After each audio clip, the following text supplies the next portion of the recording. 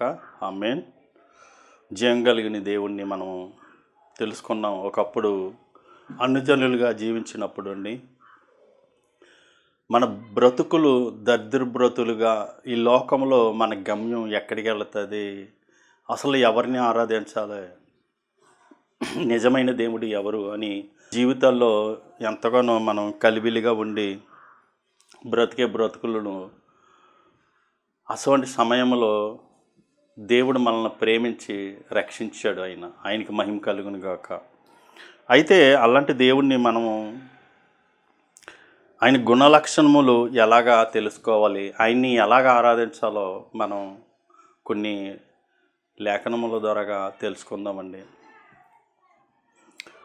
అపోస్తుల కార్యములు 17:11 అధ్యాయంలో ఆయన ఇలా చెప్తున్నాడు. వీరు దెసలోనికలో ఉన్న వారి కంటే గనులై ఉండిరి గనుక ఆసక్తితో వాక్యమును అంగీకరించిరి. పౌలు శీలలో చెప్పిన ఆ సంఘటనలను అలాగ ఉన్నావో లేవో అని ప్రతి దినమును లేఖనములను పరిశోధించుచు వచ్చిరి. పౌలు శీలల గారు చెప్పిన వాక్యములు అలాగ ఉన్నాయా లేదా బైబిల్లో, వీరు సొంతంగా చెప్తున్నారా అని వారు పరిశోధిస్తూ మొదలుపెట్టారంటండి. దేని గురించి పరిశోధించటం? దేవుని గుణలక్షణములు ఏమిటి, దేవుణ్ణి ఎలాగ ఆరాధించాలి, దేవునికి ఎలాగా మనం ఆరాధిస్తే ఆయనకి ఇష్టము, దేవుడికి మనము ఎలాగా దగ్గర అవుతే ఆయన ఇష్టపడతాడు, మన భూమి మీద జీవితం ఎన్నాళ్ళు ఉంటాము, మన జీవితం గమ్యము ఎంతవరకు అన్నది మనం ప్రశ్నలు వేసుకుని నిజంగా దేవుడి గుణలక్షణములు తెలుసుకుంటేని మనం ఎంతో ధన్యులమండి. ఎందుకు ఈ ధన్యులు అవుతామంటే వాక్యము పరిశోధిస్తేనే ధన్యులం అవుతామండి. గల్తీలకు రాసిన పత్రికలో ఒకసారి చూడండి, 4 అధ్యాయం 6వ వచనములో, మరియు మీరు కుమారులయ్యన్నందున ఏమంటున్నాడు ఆయన కుమారులు అయినందున నాయన తండ్రి అని మొర్రపెట్టు తన కుమారుని ఆత్మ దేవుడు మన హృదయములోనికి పంపెను. దేవుడు ఆత్మ మన హృదయములోనికి పంపాడు కాదండి, పంపినప్పుడు ఆయన సర్వసత్యములోనికి నడిపిస్తారండి. ఆయన ఆత్మ మనలోకి వచ్చినప్పటికీ బైబిల్ చదివినప్పుడు సత్యాన్ని మనం గమనిస్తామండి. సత్యాన్ని మనం తెలుసుకుంటానికి ప్రయత్నం చేయాలండి. ఎందుకు ప్రయత్నం చేయాలి? ఒక డాక్టర్ దగ్గరికి వెళితే ఏ వైద్యం బాగుంటుందా, మనం జీవితకాలం బ్రతకగలదుము, ఏ రోగాన్ని తగ్గించుకోగలదుమని ఎంతో పరిశోధించి మనం వైద్యం చేయించుకుంటాం. అలాగే మనం ఈ జీవితం ముగింపబడిన తర్వాత మరి మన గమ్యము చేరుకోవాల్సినప్పటికీ చేరుకోవాలని ఎంతగానో ఆశపడినప్పుడు ఏం చేయాలండి? వాక్యాలను పరిశోధించాలంటండి. తన కుమారుడు ఆత్మ మనలో ఉన్నది కాబట్టి ఆయనే సత్యాన్ని తెలియజేస్తారండి. ఒకసారి చూద్దామండి. కొరింథీయులకు రాసిన పత్రిక 2వ పత్రికలో చూడండి, 6వ అధ్యాయం 16వ వచనంలో, దేవుని ఆలయమునకును విగ్రహములతో ఏమీ పొత్తిక, మనము జీవం కలిగిన దేవుని ఆలయమై ఉన్నాము. అందుకు దేవుడు ఎలాగా సెలవిచ్చుచున్నాడు, నేను వారిలో నివసించుచు సంచరించుచు నేను వారికి దేవుడై ఉందును, వారు నాకు ప్రజలై ఉందురండి. ఏంటంటే మనము ఎవరికి ప్రజలై ఉంటామండి? దేవుడికి ప్రజలై ఉంటామండి. ఆయన ఆత్మ మనలో ఉన్నాడు కాబట్టి అండి దేవుడు మనలో ఉంటాడంటండి. దేవునికి మహిమ కలుగును గాక. చూసారండి, ఈ రోజుని మనం ఎంత అలాగా ఆరాధిస్తున్నామంటే ఒకసారి మనమే ప్రశ్నలు వేసుకోవాలి. బైబిల్ దగ్గరికి వచ్చినప్పటికీ మీకు ఇంకో వాక్యం పరిచయం చేస్తానండి. కొరింథీయులు రాసిన పత్రిక 1వ పత్రిక చూడండి, అంటే కొరింథీ సంఘానికి రాసినప్పుడు 1వ పత్రికలో చూడండి, 10వ అధ్యాయం 14వ వచనంలో, కాబట్టి నా ప్రియులారా విగ్రహములకు దూరముగా పారిపోండి. 15 చూడండి, బుద్ధిమంతులతో మాట్లాడినట్టు మీతో మాట్లాడుచున్నాను, నేను చెప్పే సంగతులని మీరే ఆలోచించుకోండి. ఎవరు ఆలోచించుకోవాలండి? అయ్యా పాస్టర్ గారు మనకేమీ ఆలోచన వాక్యం చెప్తారు కానీ తప్ప ఆలోచనలు మనకు ఏమీ చెప్పరు.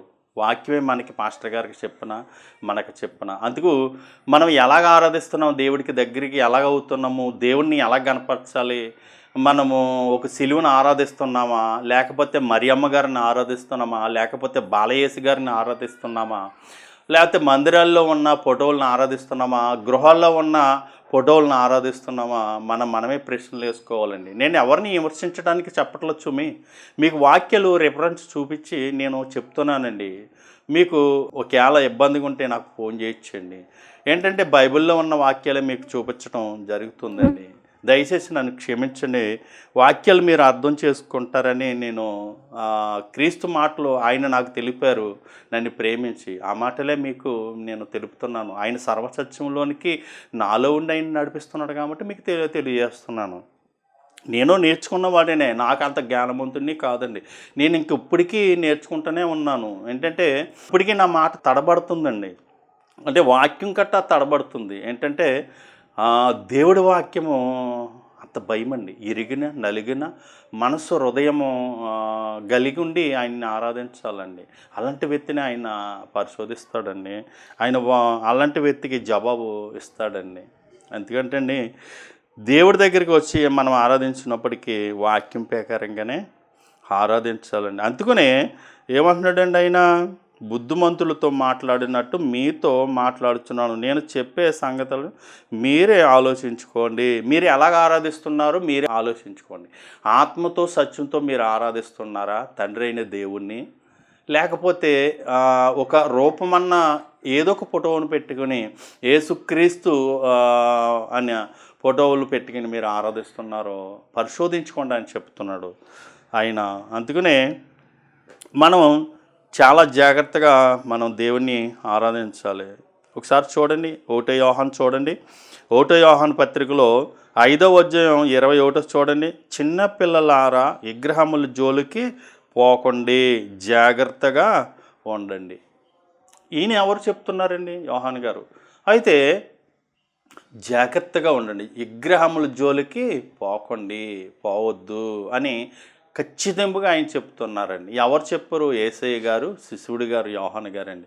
అయితే ఆయన మాట మనం వినాలా, పాస్టర్ల గారి మాట వినాలా, లేకపోతే పాస్టర్లని శిశువులు చేసిన పెద్ద దైవజనులన్నీ పేరు పొందిన అయ్యగారి మాటలు వినాలా, లేకపోతే సొంతంగా రాసుకున్న బుక్కులు మీకు అందించిన ఆ బుక్కులు చదివి మీరు ఆరాధిస్తున్నారు, ఆ బొమ్మలను చూసి మేము ఆరాధిస్తున్నాము అని మీరు వాళ్ళని నమ్మాలా, లేకపోతే 7 వారాలు వచ్చి 7 సార్లు సిలువులు చుట్టూరు తిరగటంలో ఆరాధన అంటారా, లేకపోతే మీరు ఏ రకంగా ఆరాధిస్తున్నారో ఒకసారి ఆలోచించుకోండి.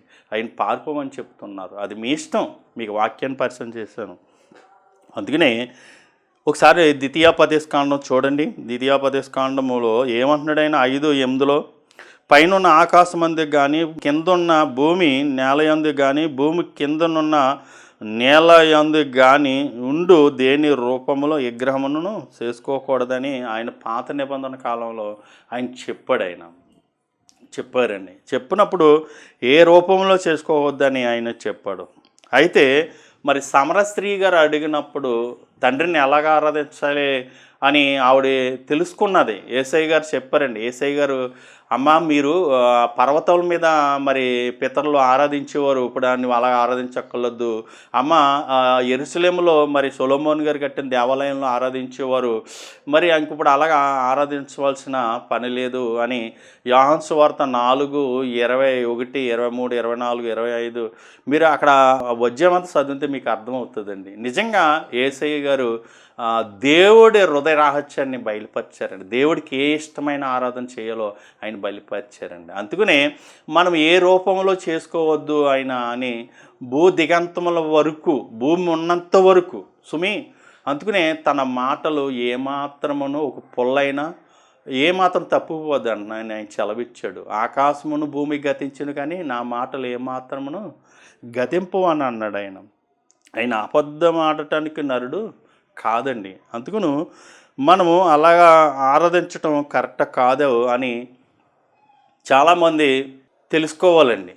బొమ్మల దగ్గరికి వెళ్ళి ఆరాధించటం ఖచ్చితంగా మనము అది ఆరాధన కాదని తెలుసుకోవాలండి. ఎందుకంటే ఉండుండగా సత్యాన్ని అనేక మంది పాస్టర్లు, అనేక మంది మరి క్రైస్తవుల్లో ఒక సహోదరులు అందరూ సత్యాన్ని బయటకు తీస్తున్నారండి.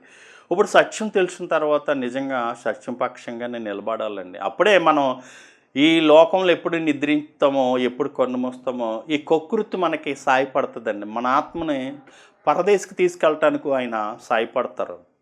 దేవదూతలు వచ్చి మనల్ని ఆత్మలు ఏం చేస్తాయి? ఆయన అబ్రాము, ఇషాకు, యాకోబులు మన పితరులున్న మరి లోకంలోకి తీసుకెళ్ళి అక్కడ మనల్ని భద్రపరచడానికి వారు సిద్ధంగా ఉన్నారు.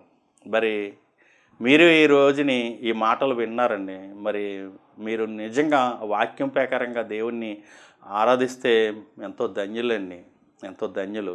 మరి అలాంటి గొప్ప భాగ్యము మీకును, మాకును, మరి ఈయనే సహోదరులకును, అనేక కుటుంబీకులకును ఈ అవకాశము దేవుడు మీకు హృదయాల్లో కలగజేసి ముద్రింపబడును గాక.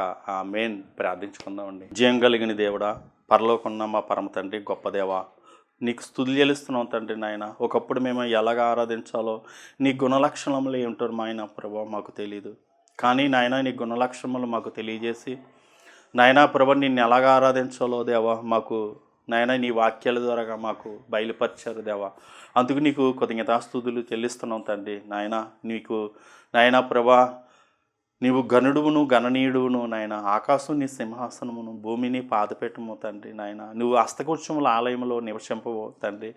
నాయన ప్రభా ఇదిగో నాయన తండ్రి, నాయన నీవు నాయన ఈ మందిరంలో ఎలాగా నాయన మేము కట్టిన ఈ మందిరంలో ఎలాగుంటావు తండ్రి. నాయన నీవు ఉండేది నాయన ప్రభా అయ్యా మా హృదయమన్న పలకలో తండ్రి. నాయన ప్రభా మా గుడుల్లోనే నాయన నీవు కొలేమై ఉన్నావు తండ్రి.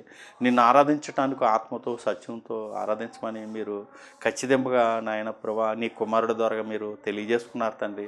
అలాంటి తీర్మానంలో మేము గట్ట ఉండేలాగా తండ్రి ఒకప్పుడు తెలిసి తెలియని ఆరాధన చేస్తాం తండ్రి. అయ్యా తండ్రి నాయన ఇప్పుడైనా మేము తెలుసుకుని తండ్రి నిన్ను ఆత్మతో సత్యంతో ఆరాధించి నీ పితర రాజ్యాన్ని మేము పొందుకోవాలని తండ్రి మా పొరపాట్లను నాయన ప్రభా మా విన్నపములు తండ్రి ఒకవేళ చేరలేదు మమ్మల్ని క్షమించండి తండ్రి మా పొరపాట్లు నాయన. ఇప్పుడైనా నేవా నిన్ను ఆరాధిస్తానుకు ఆత్మతో సత్యంతో ఆరాధించి నీ వాక్యం ప్రకారంగా జీవించే మనస్తత్వం అలాంటి గ్రహింపు అయ్యా తెలుసుకుంటున్నందుకు దేవా నీవు ఇచ్చిన అవకాశాన్ని బట్టి సద్వినియోగం చేసుకుంటాను మేమైనా ఇప్పుడైనా తండ్రి. అలాంటి కృపా జ్ఞానం మాకు ఇచ్చినందుకు స్తుతులు చెల్లిస్తూ యేసుక్రీస్తు నామములో ప్రార్థనలు మీకు సమర్పించుకుంటున్నాం తండ్రి. ఆమేన్. వందనాలండి. దేవునికి మహిమ కలిగిన కాకండి.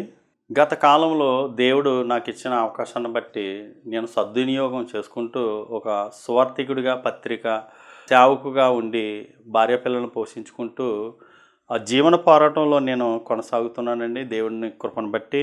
అలాగా సాగుతుండగా దేవుడు నాకు మరి మెయిన్ రోడ్డు పక్కనే నూతనమైన స్థలాన్ని గవర్నమెంట్ స్థలంలో ఒక గజం ఇచ్చాడండి. ఇస్తే అక్కడ ఒక రేకుల షెడ్ నిర్మించి ఆరాధనలు జరిపించుకునే వాళ్ళమండి 2018లోను. అయితే టీజీఎం నాయకులు గట్ట వచ్చి ఆ మందిరాన్ని మరి ఓపెన్ చేయడానికి వారు వచ్చారు. మరి అలాగా కొనసాగుతుండగా దేవుడు గణపరచబడ్డాడండి. ఆరాధనలు జరిగేవి, క్రిస్మస్లో మీటింగ్స్ అలాగా చాలా జరుగుతుండగా మరి 2023లో అండి మెయిన్ రోడ్లు పెంచడం మరి మా గ్రామంలో జరిగిందండి.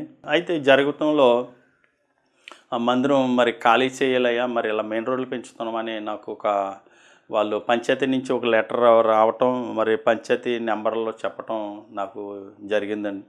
అయితే నేను ఏం చేయాలనేది మరి నేను ఆలోచించి అయ్యా మరి ఇలా సంఘటన నేను మరి బావులిక్ గారిని ఆలోచిస్తే నూతనమైన స్థలానికి ఏదన్నా మీరు అవకాశం చూడండి అని అన్నారు. అలాగే ఆ మందిరం ఖాళీ చేసి మేము ఇంటి యొద్దే ఆరాధనలు జరిపించుకుంటున్నామండి.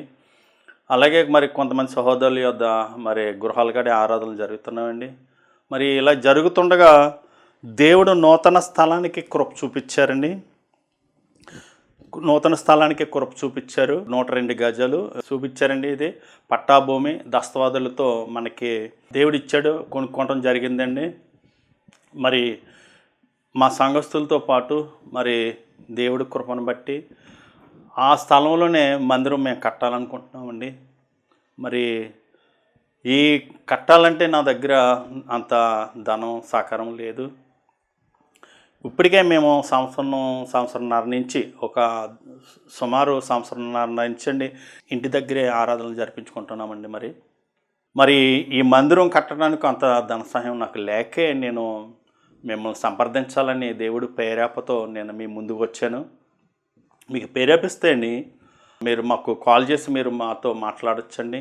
అలాగే కింద మరి నెంబర్లు ఇవ్వటం జరిగింది, మీరు చూడొచ్చు. ఈ స్థలం అవసరమైతే మీరే ఇక్కడికి రావచ్చండి, ఈ సైట్లోకి రావచ్చు. ఈ స్థలంలోనికి హై స్కూల్కి ఇరగారం హై స్కూల్కి 6 మైళ్ళ దూరంలో ఉందండి. ఇది ఊరి చివర. ఎవరికి ప్రాబ్లం లేదు, చక్కగా ఆరాధన జరగటానికి దేవుడు ఇచ్చిన అవకాశం అండి. మరి మందిరం కట్టడానికి మీరు సహకరిస్తారని ప్రేరేపిస్తేనే మమ్మల్ని కాల్ చేయండి, నేను మిమ్మల్ని కలుసుకుంటాను, మీతో మేము మాట్లాడతాను. మీకు నా హృదయపూర్వకమైన వందనాలండి. ఇంకో విషయం అండి, మరి బావులుక్ గారు వచ్చి ఈ స్థలాన్ని పరిశోధించారండి. ఈ స్థలాన్ని పరిశోధించిన తర్వాత ఆ స్థలంలోకి వచ్చి వారు ప్రార్థించడం గట్రా జరిగిందండి.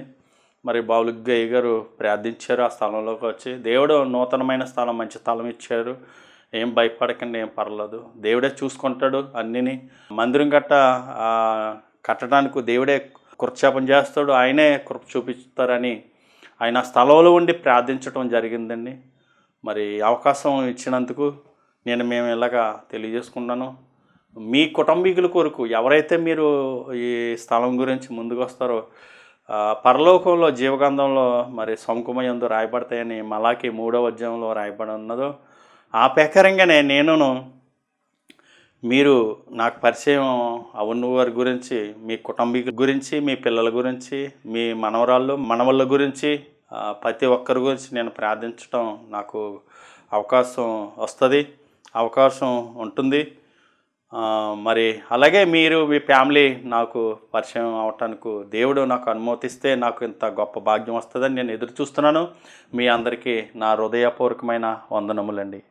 ఆమేన్. ప్రార్థించుకుందామండి. జీవం కలిగిన దేవా, జీవాధిపతి, కృపకలమా దేవా, నీ ఆరాధన జరగటానికి మందిరం తండ్రి నాయన కట్టడానికి దేవా నీ పిల్లలను ప్రేరేపించండి నాయన. అనేక మంది కుటుంబీకులను పరిచయం చేయండి తండ్రి నాయన. ఈ దీనుడిని జ్ఞాపం చేసుకోండి తండ్రి. ఎన్నాలో తండ్రి నాయన నేను ఇళ్ళ కాడ ప్రార్థన జరిపించాలి తండ్రి. ఆరాధనలు కృప చూపించండి తండ్రి నాయన. అందరి హృదయాలు ఎరుగున్నవాడు తండ్రి, కనికరించండి, మీరే మహిమ పొందండి. అనేక మంది తండ్రి నాయన ప్రభా అనుజనుల్లో నిన్ను కీర్తిస్తాను తండ్రి, అనుజనుల్లో తండ్రి నిన్ను ప్రకటిస్తాను తండ్రి, అనుజనుల్లో నిన్ను మహిమపరిచేలాగా నాయన ప్రభా నీ కార్యక్రమాలు జరిగించే అవకాశం నాకు దయచేయండి తండ్రి.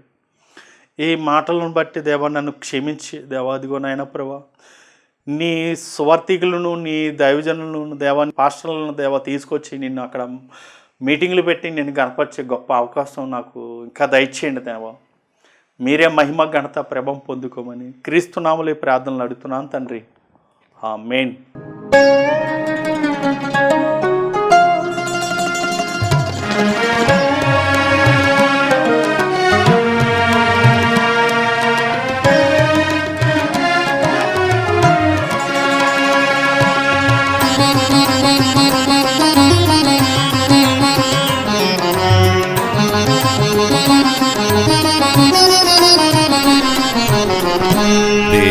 ఏమని నిన్ను పొగడగలను, నేను ఏమిచ్చి రుణం తీర్చుకొందున్, లెక్కలేనన్ని స్తుతులు చెల్లింతున్, ఇంకా నీ కొరకే జీవింతు నీలలో. దేవా ఏమని నిన్ను పొగడగలను, నేను ఏమిచ్చి రుణం తీర్చుకొందున్, లెక్కలేనన్ని స్తుతులు చెల్లింతున్, ఇంకా నీ కొరకే జీవింతు నీలలో. దేవా ఏమని నిన్ను పొగడగలను.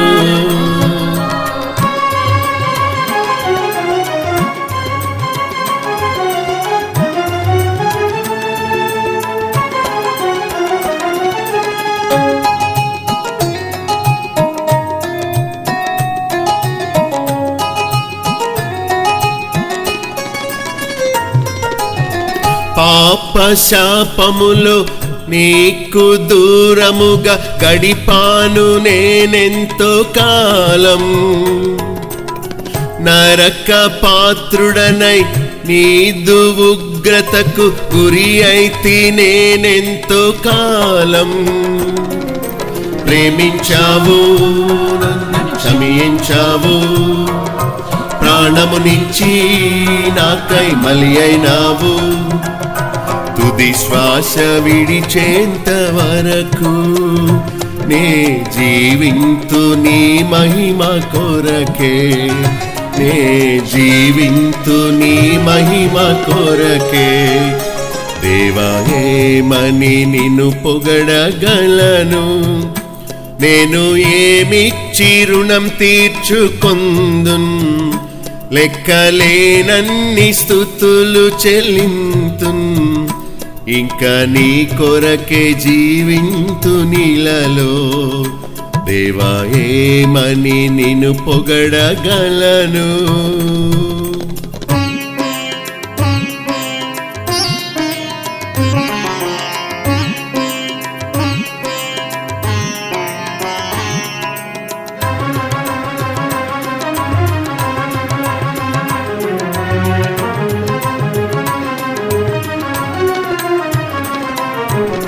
వ్యాధి బాధల్లో కష్ట నష్టములో విడువక నిలిచావు నీవు. మరణ వేదనలో మనోదుఃఖములో ఆదరించావు నీవు.